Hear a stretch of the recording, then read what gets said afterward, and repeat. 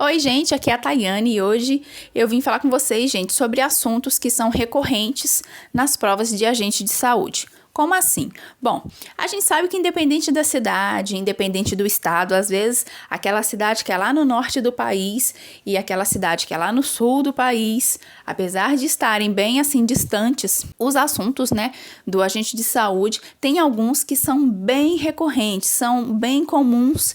Então, independente dali da distância, aquele assunto é quase que certeiro que ele vai cair na prova. E eu tive dando uma olhada aqui em alguns editais do ano de 2023 para ver quais são os assuntos que eles são comuns em vários editais, quais que não são tão comuns assim.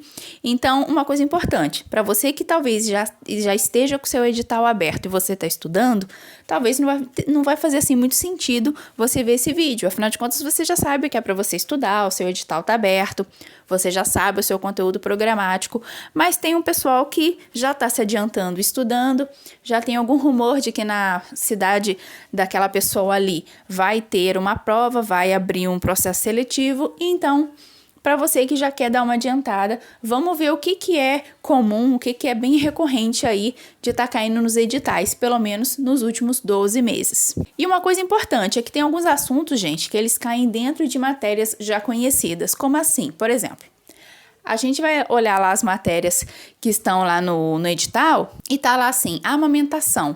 Só que alguns editais vai estar escrito amamentação, só que também a amamentação pode estar dentro de um outro assunto, como por exemplo a saúde da criança, e em alguns casos até mesmo na saúde da mulher.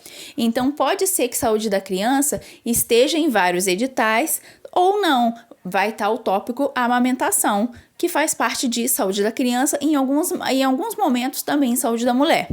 A gente pode ver que em alguns editais não está a palavra saneamento básico, mas pode estar dentro do meio ambiente ou pode estar dentro de epidemiologia. Então, pode ser que vocês vão ler essa palavra claramente ou não, mas ela pode ser cobrada dentro do tópico de meio ambiente ou de epidemiologia.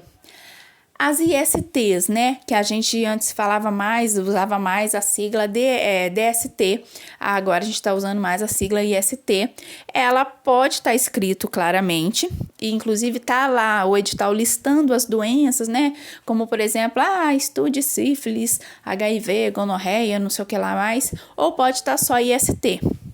Só que também pode não estar escrito nada disso, mas no seu edital está escrito que vai cair doenças. Então, pode ser que esteja ali no meio, pode ser que seja cobrado, pode ser que não. Na dúvida, é melhor estudar.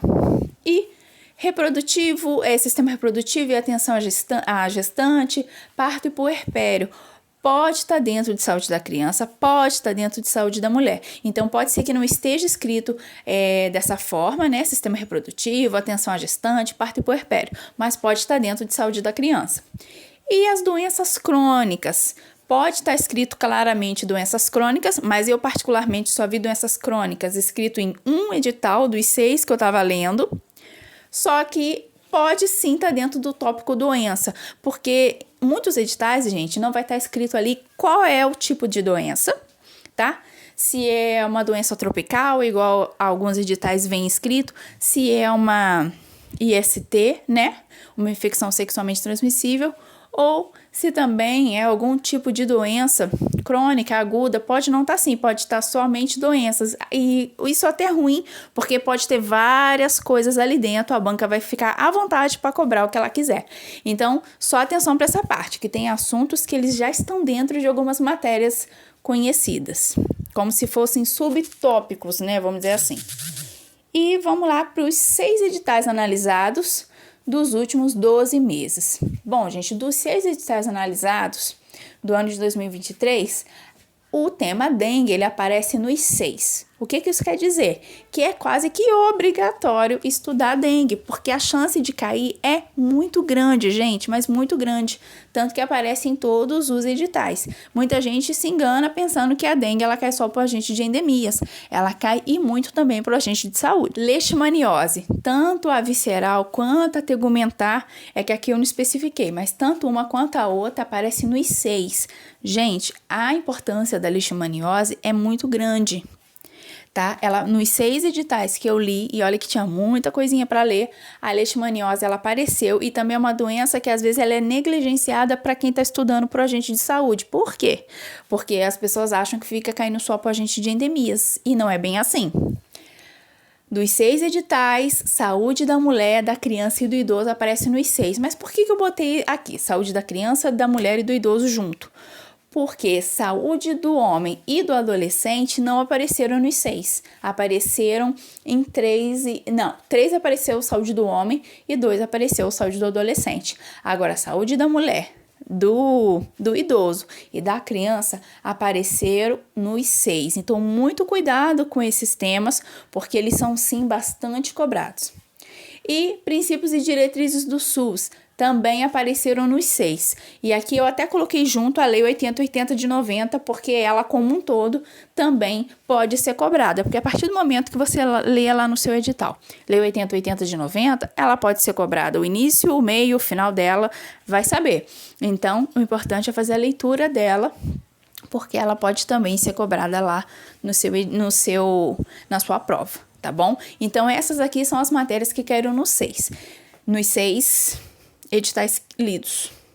E aqui, assuntos que apareceram em 3 editais dos 6 que eu analisei. Saúde do homem e do adolescente, meio ambiente e saneamento básico. E aí eu vou ter que lembrar para vocês que isso aqui pode cair dentro de outra matéria. Meio ambiente e saneamento básico pode cair dentro de epidemiologia. O que eu estou querendo dizer com isso? Nos 6 editais que eu vi, não tinha a palavra meio ambiente, mas, por exemplo, pode cair dentro de outra matéria, ser cobrado de uma outra forma, de uma outra maneira, e lá no fundo também ser cobrado, né? Só muda mesmo o nome. Os determinantes e condicionantes. Bom, quando a gente estuda processo, saúde e doença, determinantes e condicionantes está ali atrelado.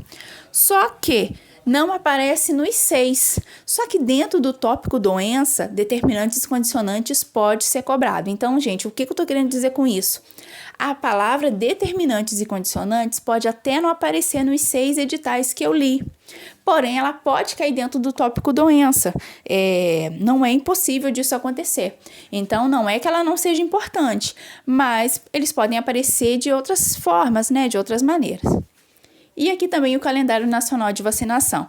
O calendário nacional de vacinação, eu vi que em alguns ele aparece como esquema vacinal de crianças, ou apenas esquema vacinal, ou calendário nacional de vacinação.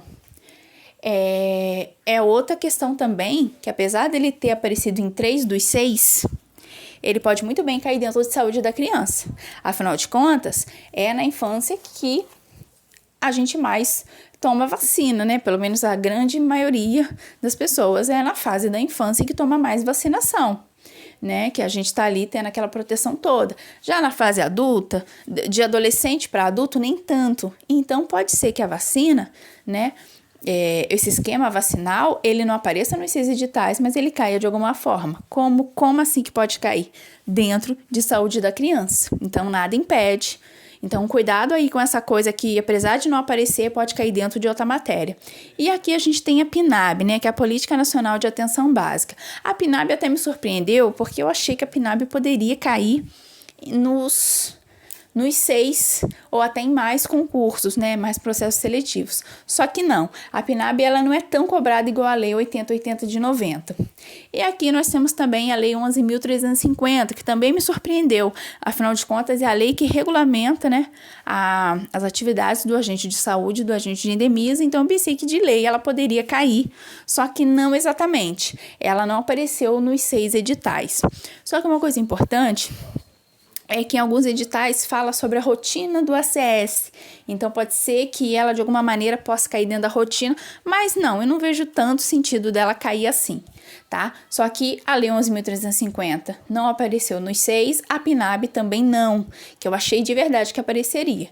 Então, só recapitulando, o que realmente caiu nos 6. E olha que eu tentei pegar estados bem diferentes, cidades bem diferentes, que não sejam perto ali uma da outra.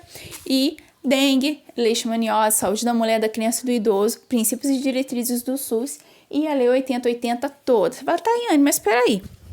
Você colocou a Lei 8080, mas colocou princípios e diretrizes, mas uma coisa não está dentro da outra? Sim, é que princípios e diretrizes, muitas das vezes, eles vinham sozinhos e também vinha 8080 de 90. Então, aqui eu tentei colocar da mesma forma. Então, pode ser que princípios e diretrizes seja cobrado e a Lei 8080 também seja cobrado, só que outras partes da lei. Fica aí a dica, que é uma coisa que tem uma importância muito grande. A Lei 8080 de 90, ela também é conhecida como a Lei Orgânica da Saúde.